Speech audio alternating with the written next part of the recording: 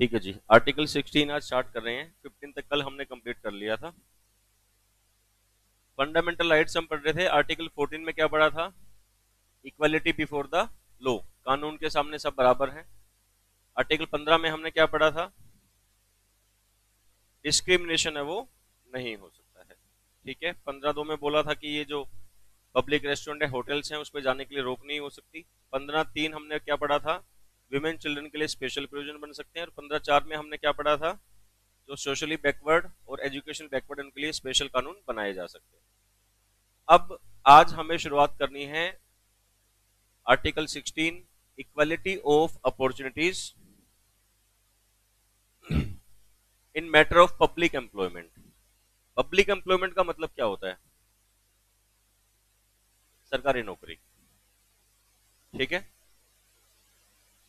Equality of opportunity ये कह रहा है कि जब कोई सरकारी नौकरी निकलेगी तो सब सिटीजन्स को क्या मिलेगा? इक्वल अपॉर्चुनिटी मिलेगी पार्टिसिपेट करने की। Article 16(1) guarantees to all citizens. किसको मिलेगा ये वाला फंडामेंटल राइट? सिर्फ सिटीजन को। फॉरेनर को मिलेगा क्या? नहीं मिलेगा। 14 किसको मिलेगा? 14 सबको मिलता था, 15 सिटीजन्स को, 16 भी किसको? सिटीजन्स को। ये भी एग्जाम में पूछा जा सकता है कौन कौन से आर्टिकल में कौन कौन से लोग कवर होंगे। ठीक है, article 16(1) guarantees to all citizens equality of opportunity in matter relating to employment और appointment of office under the state. कोई भी ऐसी जॉब या कोई भी ऐसा पद, ऑफिस का मतलब कोई पोस्ट, जो किसके अंडर है? स्टेट। स्टेट का मतलब कल क्या बताया था?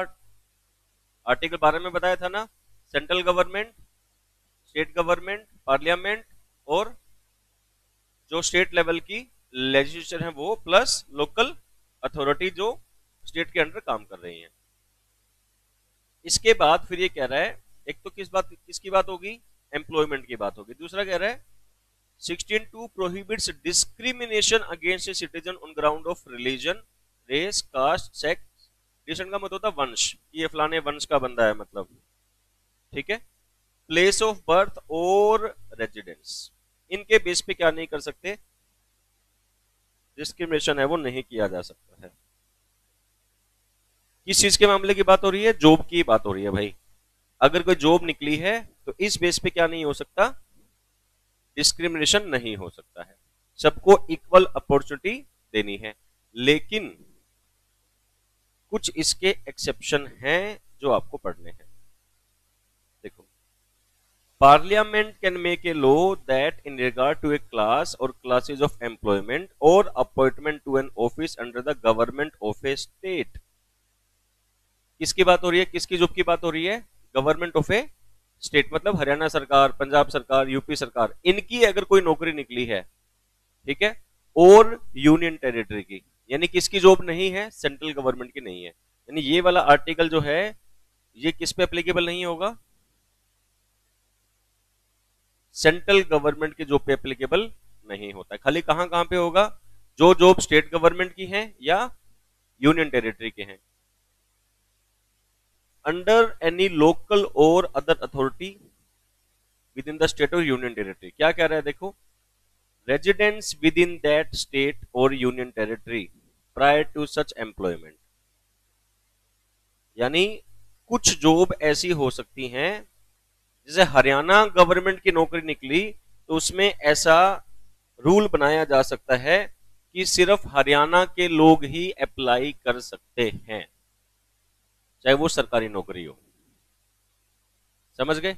पहले तो क्या कह रहा था? देखो कि प्रोहिबिशन है, डिस्क्रिमिनेशन नहीं होगा रिलीजन के बेस पे, रेस के बेस पे, कास्ट के बेस पे, सेक्स के बेस पे, डिसीजन के बेस पे, प्लेस ऑफ बर्थ और रेजिडेंस, इनके बेस पे क्या नहीं हो सकता? डिस्क्रिमिनेशन नहीं हो सकता।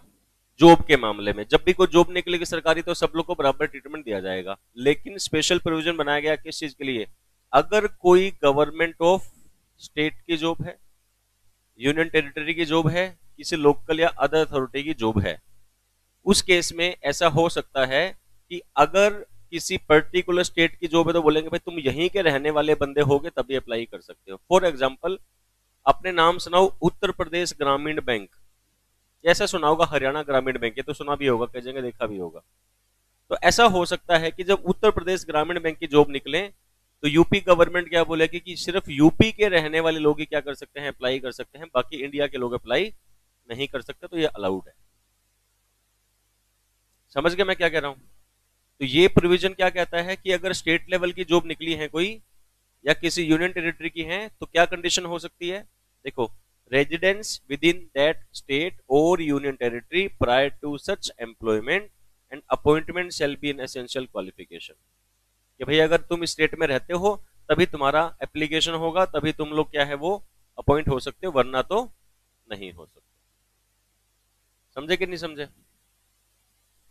A provision can be made for the reservation of appointments or post in favor of any backward class of citizen। ऐसा होता है ना कि SC ST के लिए रिजर्वेशन कर दिया, which in the opinion of the state is not adequately represented in the service under the state। ये कह रहा है कि अगर मान लो कोई सर्विस, कोई पोस्ट है और किसी पर्टिकुलर बैकवर्ड क्लास के जो लोग हैं उस जॉब में नहीं है पहले से, वहां रिप्रेजेंट नहीं कर पा रहे, तो क्या किया जा सकता है? उनके लिए अलग से प्रोविजन बना सकते हैं कि आपके लिए इतनी सीट हम रिजर्व कर रहे हैं ताकि आप लोग भी इस काम में आ सकें। ठीक है?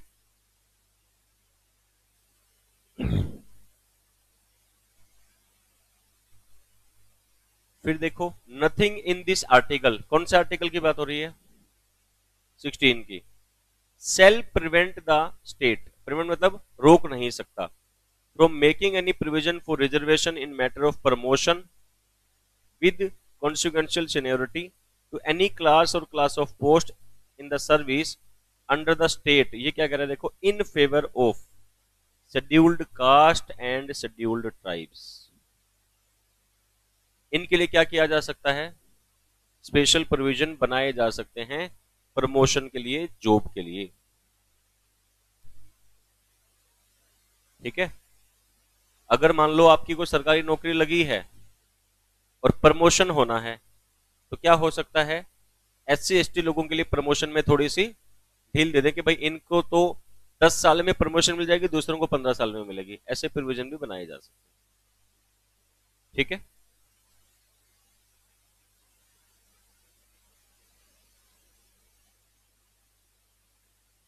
बस 3 ही करने हैं, ये 4 5 6 आपकी जरूरत नहीं है अभी करने की।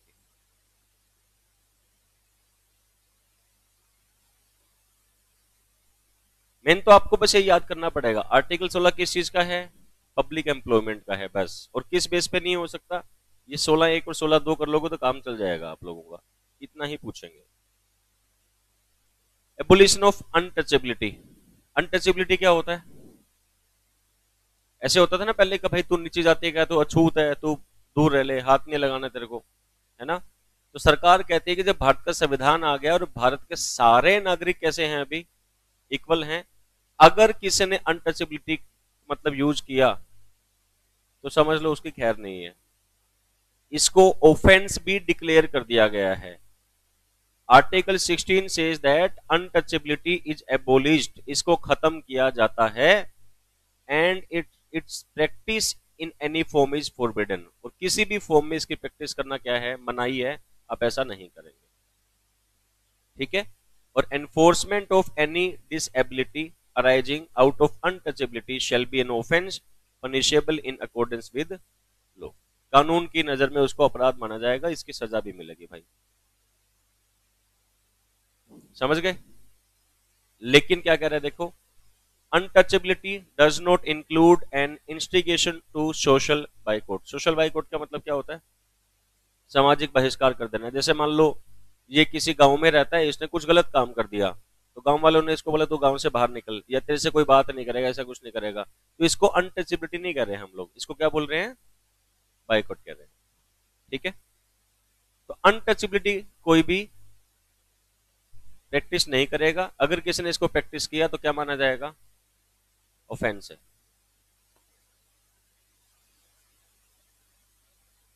फिर आता है जी एबोलिशन ऑफ टाइटल्स। जब अंग्रेज यहां पे होते थे ना तो अंग्रेज लोग क्या करते थे? ऐसे बना देते थे, राय बहादुर, किंग, राजा, राज बहादुर, है ना, सर, मतलब कुछ जो उनके फेवरेट लोग होते थे उनको क्या करते थे, स्पेशल एक टाइटल दे दिया, उपाधि दे दी, इससे उनकी थोड़ी चौधर बन जाते थे कि हाँ भाई ये तो ऐसे है। तो जब भारत का संविधान बना, अंग्रेज यहाँ से चले गए, तो ये बोला गया कि भाई तुम्हें जो सर बनाया था, राय बहादुर बनाया था, राज बहादुर बनाया था, किंग बनाया था, वो सारी बातें खत्म। आज के बाद सारे नागरिक कैसे होंगे, इक्वल होंगे, जो आपको स्पेशल प्रिविलेज मिलता था वो नहीं मिलेगा। ठीक है। Article 18 is more A prohibition rather than a fundamental. देखा जाए तो रोक ही है ना ये, और क्या है। British government use to confer मतलब प्रोवाइड करना titles upon person who showed special allegiance to them, मतलब जो उनको ऐसा बोलते थे हाँ भी ये अंग्रेजों के थोड़े ज्यादा हितैषी बनते थे, तो उनको क्या मिलते थे, कोई पोस्ट मिल जाती थी ऐसे। Many person were made sir, Raj Bahadur, Rai Bahadur, है ना, किंग, ऐसे बना दिया किसी को। These titles had the effect of creating a class of certain person which was regarded superior to others। वो दूसरों से ऊपर माने जाते थे फिर कि हाँ भाई इसको तो ये पद मिला हुआ है। ठीक है। तो अब ये क्या कहता है, इससे तो अनइक्वालिटी हो रही है कि कुछ तो अप हो गए, कुछ लोग उससे नीचे माने जा रहे हैं। तो बोला भाई ये सारा सिस्टम क्या करो, बंद करो।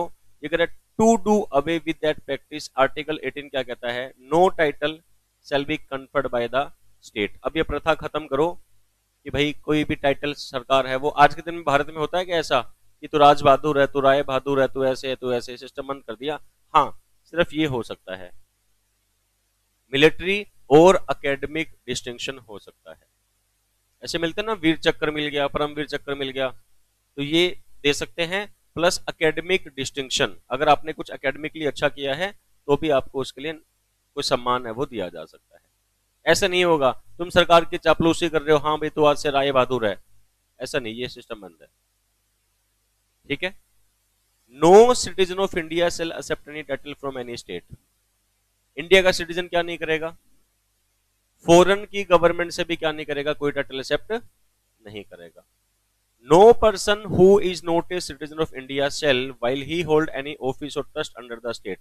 मान लो एक ऐसा बंदा जो है तो अमेरिका का, बट उसकी जॉब कहां पे है, इंडिया में है, और स्टेट के अंडर यानी गवर्नमेंट जॉब है, accept without the consent of president any title from any foreign state. अगर उस कोई, देखो इंडिया के सिटीजन को तो साफ साफ क्या कर दिया, मना कर दिया कि भाई तुम क्या नहीं करोगे, तुम तो टाइटल लोगे नहीं। ठीक है। लेकिन अगर कोई फॉरेन का सिटीजन इंडिया में काम कर रहा है तो उस केस में क्या होगा, उसको टाइटल मिल सकता है फॉरेन स्टेट से, लेकिन क्या करना पड़ेगा, पहले प्रेसिडेंट की अप्रूवल आपको लेनी पड़ेगी। ठीक है। No person holding any office of profit और ट्रस्ट अंडर द स्टेट, अगर किसी सरकारी पद पे आप हैं, shall without the consent of the president accept any present emolument, emolument मतलब कुछ भी बेनिफिट देना, office any kind of, office of any kind from the और अंडर ए फॉरेन स्टेट। जैसे मान लो आप इंडिया में मिलिट्री में किसी बड़ी पोस्ट पे हैं, वहां पे आपको क्या होता है, चाइना वाले हर महीने 5 करोड़ रुपए भेज रहे हैं आपको। क्यों भेज रहे हैं भाई, बोले हम गिफ्ट दे रहे हैं इसको। तो ऐसा होने से क्या हो सकता है, सिक्योरिटी इशू हो सकता है, नहीं हो सकता, क्या पता भाई वो पैसे खा के कुछ गलत काम कर दे। तो ये बोलते कोई भी पर्सन जो ऑफिस होल्ड करता है इंडिया में, वो बिना प्रेसिडेंट के कंसेंट के किसी तरह का कोई प्रेजेंट या कोई ऐसा जो है वो वहां से एक्सेप्ट नहीं करेगा, ये रोक लगा दी गई है। समझ गए। तो ये हमने आज पढ़ लिए कौन कौन से, 16, 17 और 18। इसके बाद है वेरी वेरी इंपॉर्टेंट 14 से 18 कौन से थे, राइट टू इक्वालिटी। देखो जितनी भी बातें हमने पढ़ी, टाइटल को खत्म करना, जॉब में इक्वालिटी देना, डिस्क्रिमिनेशन पर रोक लगाना, सब क्या थे, सबका पर्पज क्या है, सबको इक्वल बनाना। अभी बात हो रही है freedom. Article 19(1) of the constitution guarantees to the citizen of India 6 freedoms. क्या फ्रीडम्स हैं, freedom of speech and expression, मतलब क्या, बोलने का अधिकार है, अपने विचारों को व्यक्त करने का अधिकार है। असेंबल पीसफुली, शांतिपूर्ण तरीके से कहीं पे इकट्ठा होना बिना किसी हथियार के, विदाउट आर्म्स, ये आपका फंडामेंटल राइट है। फॉर्म एसोसिएशन और यूनियन और कोऑपरेटिव सोसाइटीज, एक जैसे विचार रखने वाले लोग अपनी यूनियन बना सकते हैं, अपनी सोसाइटी बना सकते हैं। Move freely through out the territory of India, पूरे भारत में आप चाहे जहां चाहें जा सकते हैं। मान लो मैं चाहता हूं कि मैं राजस्थान चला जाऊं घूमने के लिए, तो क्या मेरे को कोई परमिशन लेनी पड़ेगी कहीं से? क्या पूरे इंडिया में कहीं भी जा सकता हूं। Reside and settle in any part of territory of India, मान लो आप जॉब करते हो हिसार में, अब आपको जॉब मिल रही है मान लो महाराष्ट्र में, जा सकते हो क्या? कहीं भी जाके रह सकते हो, कहीं भी सेटल हो सकते हो, फ्रीडम है। और प्रैक्टिस एनी प्रोफेशन, कोई भी काम आप कर सकते हो। और carry on any occupation trade और बिजनेस, जो बिजनेस चाहे आप करें, आप पे कोई रुकावट नहीं है। लेकिन मैंने आपको ये जितनी भी बातें बताई हैं, कोई भी राइट एब्सोल्यूट राइट नहीं है। एब्सोल्यूट का मतलब क्या होता है? Complete.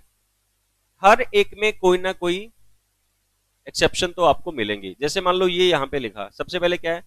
Freedom of speech and expression, बोलने का अधिकार है, यही है, ठीक है।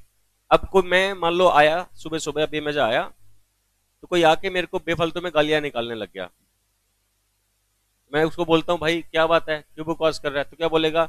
मेरे पास freedom of speech and expression है, मैं कुछ भी बोल सकता हूं। अलाउड है क्या? नहीं ना। तो ये जो राइट्स हैं ये एब्सोल्यूट नहीं है, कंप्लीट नहीं है, इनके ऊपर क्या है, कुछ रोक भी हैं साथ साथ में, ठीक है। हो सकता है यहां पे दी भी हो, देखो।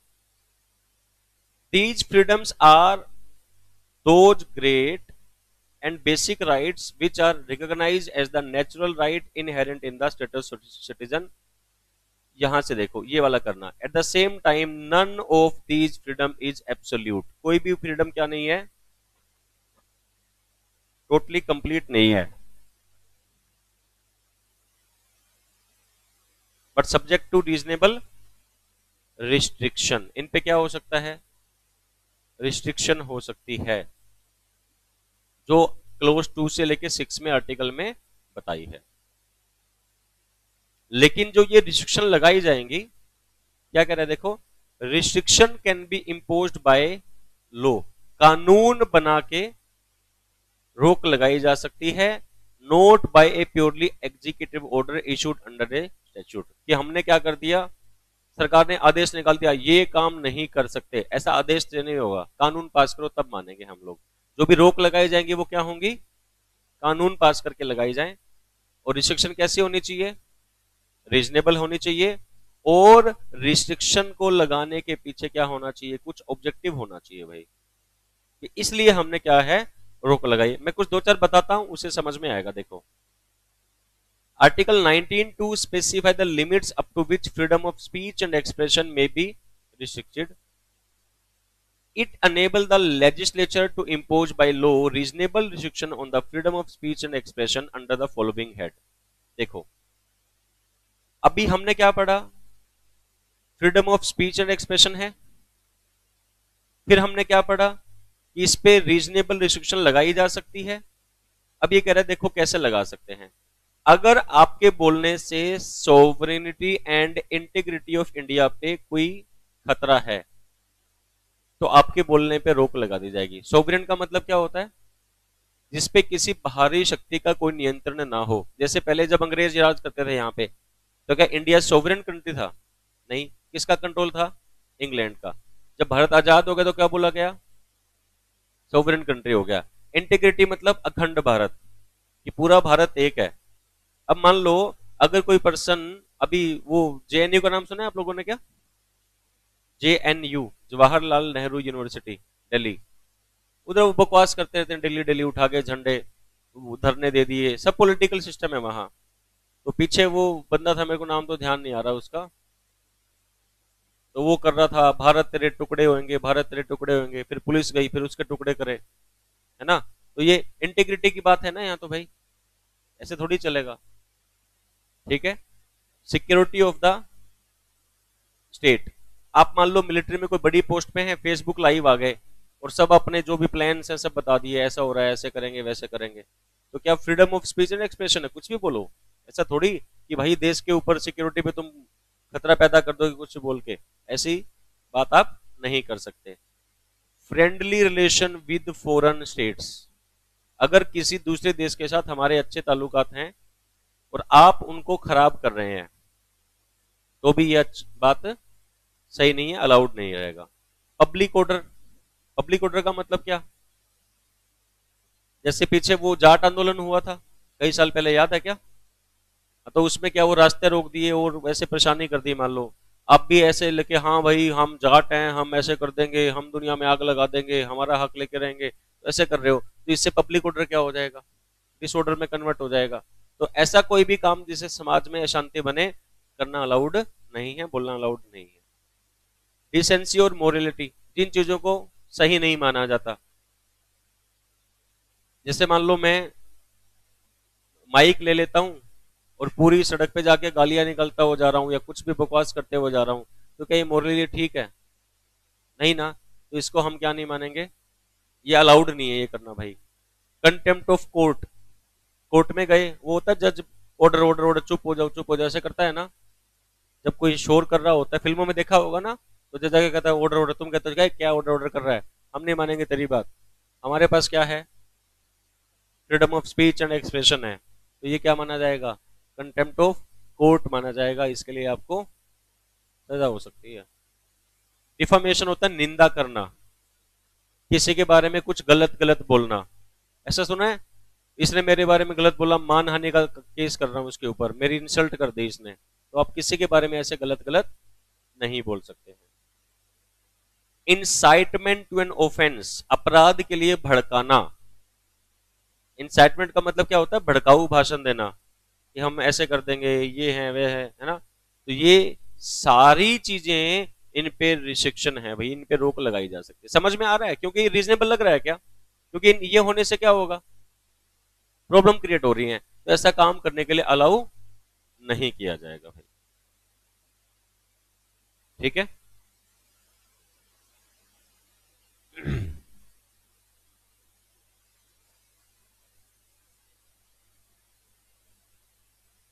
इसके बाद आता है जी protection of life and personal liberty, जीने का अधिकार। क्या आप सुसाइड कर सकते हैं? अलाउड है? नहीं। सुसाइड करना क्या है? ऑफेंस है। अगर सुसाइड करने की कोशिश की, मर गए तो ठीक है, बच गए तो पिटोगे, पुलिस वाले मारेंगे फिर, है ना। कि आपको अपना जीवन खोने का अधिकार भी नहीं है। ठीक है। और पर्सनल लिबर्टी मतलब, अगर मैं आपको बोलूं कि मैंने आपको इस कमरे में बंद कर दिया, 10 दिन हो गए यहीं रोके रखा, अलाउड है क्या? क्यों? पर्सनल लिबर्टी पे रोक है ये चीज की। तो कह रहा है article 21 confer on every person through the person the fundamental right to life. Right to life का मतलब क्या समझ आया? जीने का अधिकार मतलब सांस लेने का अधिकार। जीने का अधिकार का मतलब होता है जीवन को अच्छे से जीने का अधिकार, जिसमें शादी करने का अधिकार, ठीक है, सोने का अधिकार। अगर मैं अच्छे से नहीं सो पाऊंगा तो मेरी लाइफ अच्छी चलेगी क्या? नहीं। ऐसे सुना होगा ना, रात को 10 बजे के बाद डीजे नहीं चलाने होते, सुना है? क्यों? इसलिए। ठीक है। तो right to life and personal liberty, ये कहता है no person shall be deprive of his life और personal liberty except according to procedure establish by law. हाँ, कानून ने जो प्रोसीजर बनाया, तुमने किसी का खून कर दिया, फिर तुम्हें जेल हो गई, अब जेल में बंद हो, तुम कहते हो ना भाई ये तो मेरी पर्सनल लिबर्टी पे रोक है, मैं तो बाहर नहीं जा सकता। अगर कानून ने जो प्रोसीजर बनाया है ना, अगर उससे रोक लगाई गई है वो तो ठीक है, लेकिन अगर ऐसे ही बेफालतू में आपकी लिबर्टी पे रोक लगा दी जाए तो इसे हम फंडामेंटल राइट का वोलेशन मानेंगे। और क्या कहता है? Right to life includes those things which make life meaningful. अब लाइफ मीनिंगफुल किससे बनेगी भाई? ये देखो, right to live in freedom from noise pollution is a fundamental right. ठीक है। इसलिए क्या किया गया? 10 बजे के बाद डीजे नहीं चलेंगे भाई। ठीक है। तो यहां पे राइट टू लाइफ में पता नहीं कितने ही सारे राइट्स क्या हो सकते हैं, इंक्लूड हो सकते हैं। यहां लिखा ना कि right to life includes those things which makes life meaningful. और लाइफ को मीनिंगफुल बनाने के लिए क्या क्या राइट हो सकते हैं? बहुत सारी बातें हो सकती हैं। तो राइट टू लाइफ का मतलब सिर्फ जीना नहीं कि आप जिंदा हैं,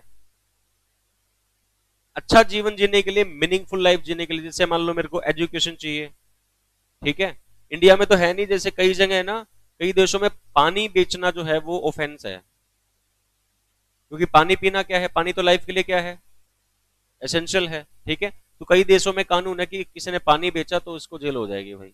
अपने इंडिया में तो खूब ऐसे बिकता ओपनली, है ना। वो तो देखा जाए तो आना चाहिए किसके अंदर, राइट टू लाइफ में आना चाहिए। पानी के बिना कैसे काम चलेगा, ठीक है। ये देखो राइट टू ट्रेवल, ये भी पर्सनल लिबर्टी के अंदर कवर होता है। तो यहां से पूरा ज्यादा करने की जरूरत नहीं है, सिर्फ आपको पता होना चाहिए कि राइट टू लाइफ और पर्सनल लिबर्टी कौन से आर्टिकल में आता है, 21 में। बाकी बेसिक बात समझा दी है, क्वेश्चन आएगा आप कर दोगे। Right to education, article 21A of constitution of India, state shall provide free and compulsory education to all children of the age of 6 to 14 year, ठीक है। 6 से 14 साल के बच्चों को फ्री और कंपल्सरी एजुकेशन दी जाएगी, ये आपका फंडामेंटल राइट है।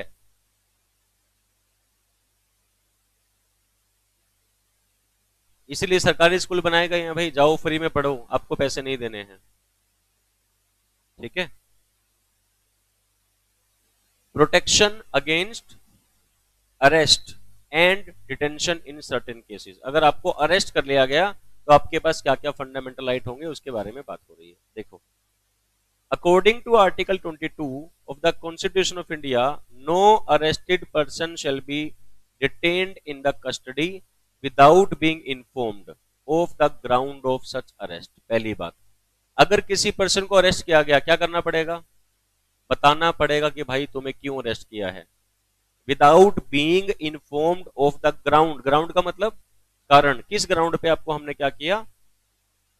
ग्राउंड का मतलब मैदान नहीं है, इस मैदान पे अरेस्ट किया, ग्राउंड का मतलब किस बेस पे आपको अरेस्ट किया गया, ये उसको बताना पड़ेगा, ठीक है। दूसरा, nor shall he be denied to right to consult and to be defended by a legal practitioner of his choice, अपनी मर्जी के वकील से बात कर सकता है, अपनी मर्जी के वकील से केस लड़वा सकता है बंदा। तो जब किसी को अरेस्ट किया जाएगा तो क्या बताया, पहला क्या करना पड़ेगा, ये बताना पड़ेगा कि किस बेस पे उसको अरेस्ट किया गया है। दूसरा, अपनी मर्जी के लॉयर से वो कंसल्ट कर सकता है और डिफेंड करवा सकता है। और अगर किसी को अरेस्ट किया गया, देखो ये क्वेश्चन आएगा पेपर में, every arrested person and who is detained in custody shall be produced before the nearest magistrate within a period of 24 hours of such arrest, excluding the time necessary for the journey from the place of arrest to the court of the magistrate। ये कह रहा है कि 24 घंटे के अंदर अंदर magistrate के सामने पेश करना पड़ेगा अगर किसी पर्सन को अरेस्ट किया गया है तो। समझ गए, करना पड़ेगा, ये ड्यूटी है पुलिस वालों की, नहीं हुआ का क्या मतलब है।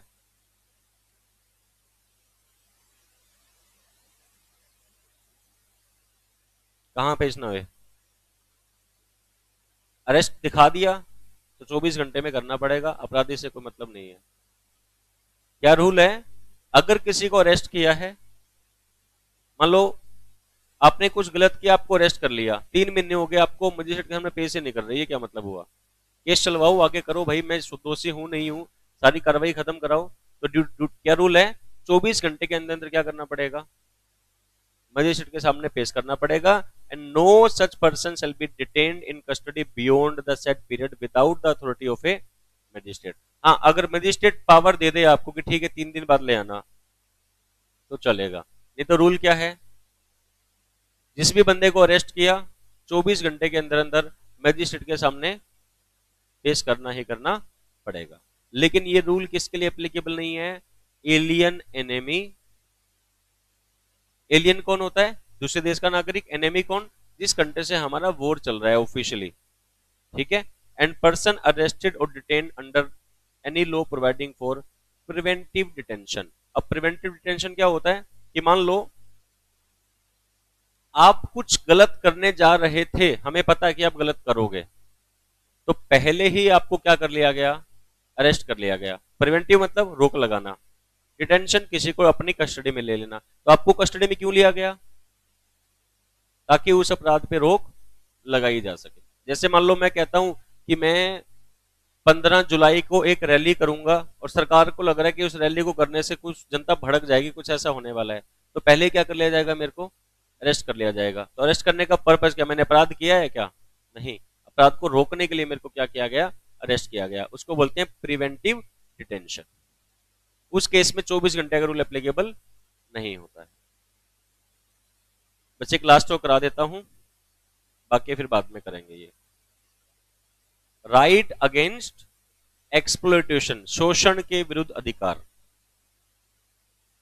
आर्टिकल 23 क्या कहता है, ट्रैफिक इन ह्यूमन बींग्स। इसका मतलब होता है buying and selling of human beings like goods and services. समझ गए, यानी कि ह्यूमन बींग्स को गुड्स की तरह बेचना और खरीदना। जैसे मैं कहता हूं हाँ भाई ये कितने का, बोला 50,000 का ले जाओ, इसे काम वाम कराए फिर आगे 40,000 का बेच दिया, ठीक है भाई, इंसान है, कोई गुड्स थोड़ी है ये। तो ट्रैफिक इन ह्यूमन बींग्स का मतलब क्या हो गया, ह्यूमन बींग्स को गुड्स की तरह बाय और सेल करना अलाउड नहीं है।